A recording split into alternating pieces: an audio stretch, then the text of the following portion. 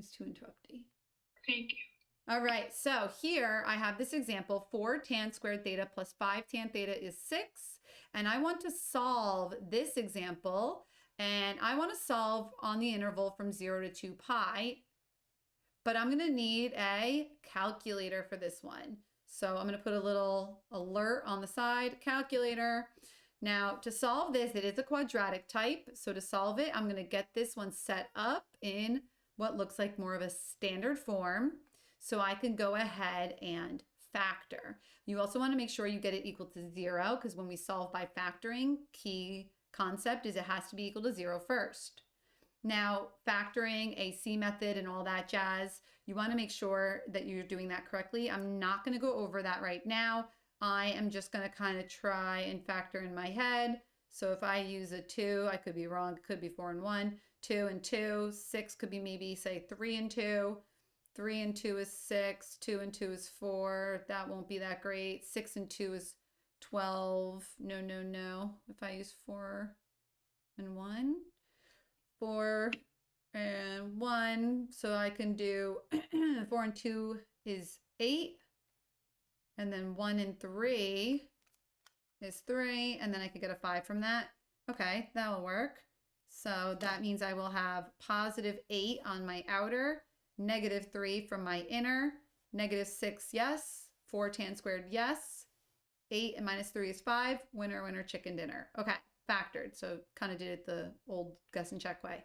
Now, zero product property, I'm going to set each of these factors equal to 0. Tangent and cotangent are really good for examples like these because there's no hypotenuse in the tangent or cotangent ratio. So it doesn't matter if it's bigger than 1 or smaller than 1, you could always get an answer. With sine and cosine, if you remember, hypotenuse is in the denominator. That means that they cannot be larger than 1. And the reciprocal concept is true for cosecant and secant. So I end up with tan of theta equals 3/4, and tan of theta is equal to negative 2. That is all on point and lovely. That is a critical step. But knowing what to do from here is tricky. The calculator, just having a calculator and using a calculator isn't what's going to be like, oh, I punched it in, so I must be right, because it's just a little more to it. So I'm going to go over here to the calculator. If I want to solve this, I can't just look at a unit circle and say like, you know, what angle does tan equal 3/4? It's not on the unit circle. So how is that going to be helpful? It's not. So you would take tan inverse of both sides. That's what gets tan theta to be just theta. And if I take tan inverse of this side, I get tan inverse of 3/4. I need to do that in my calculator, and I want it in radians. So my calculator says rad on the screen. So I am, in fact, in radians. And to get tan inverse, which is right over here, I have to, on my calculator, double click the tan button. So I'm going to double click tan inverse, and I'm going to do 3/4. Now, in lesson 11, 12, we were doing trig inverse. And we said, as a function, the calculator is a function tool. It only gives us one answer. Tan inverse of a positive ratio, the function response would be only quadrant 1 answers. Only quadrant 1. However, I'm going to get answers between 0 and 2 pi. I want an answer in quadrant 1. I'm going to put a little Roman numeral 1. What other quadrant do I want an answer in, though? Tangent's positive in another quadrant. Tangent's positive when it's really a negative over a negative. That happens in quadrant number. Anyone know? 3. Yep, quadrant 3. So I'm going to get a quadrant 1 answer and a quadrant 3 answer. My quadrant 1 answer is going to come from the calculator. My quadrant 3 answer is going to come from my brain.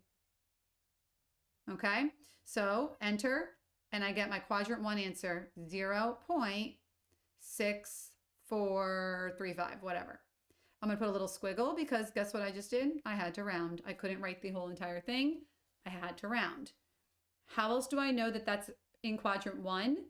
Because if you remember last class, we kind of took a minute to write down our quadrantal angles with decimals. 0, pi is approximately 3.14. 2 pi is approximately 6.28. Half of pi is about 1.57. And 3 pi over 2 is about 4.71. So 0.6435 radians as an angle, sure, that's in quadrant 1. Now I need, this is my angle right there. I need the angle here that has the same reference angle as that one. What can I do with this existing answer from my calculator screen? Oh, I could probably go like that. What can I do with this existing answer from my calculator screen to get an answer in quadrant 3? I'm going to take that answer, which is this angle right here, and I'm going to add that number, which is the size of my reference angle.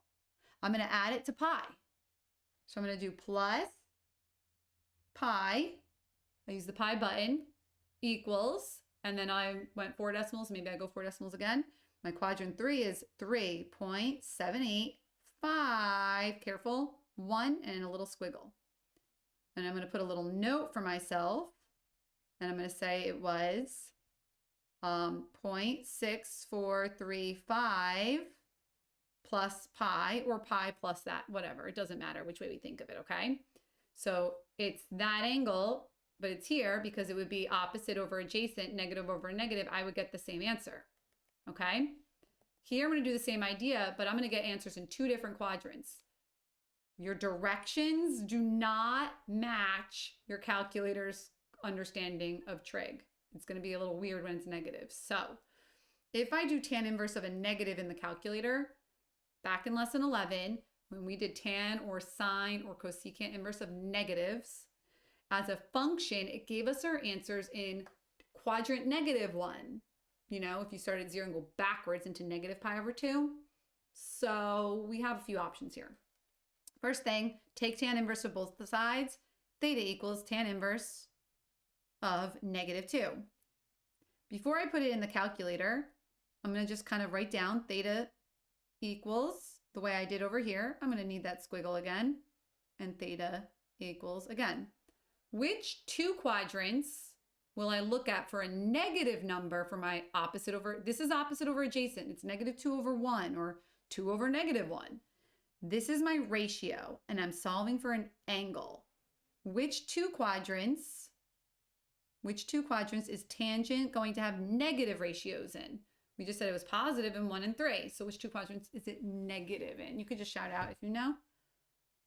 2 and 4. 2 and 4. Exactly. 2 and 4. Now, since the directions say between 0 and 2 pi, if I just go ahead, I'm like, okay, tan inverse of -2. You use the minus sign instead of the negative on most calculators. Your calculator's going to say error, and you're going to be like, what the heck? But you have to use the negative. It matters. So I get that answer, but that's not between 0 and 2 pi. It's negative. It's certainly not between 0 and 2 pi. If you get that answer, just remember the period of tan is pi.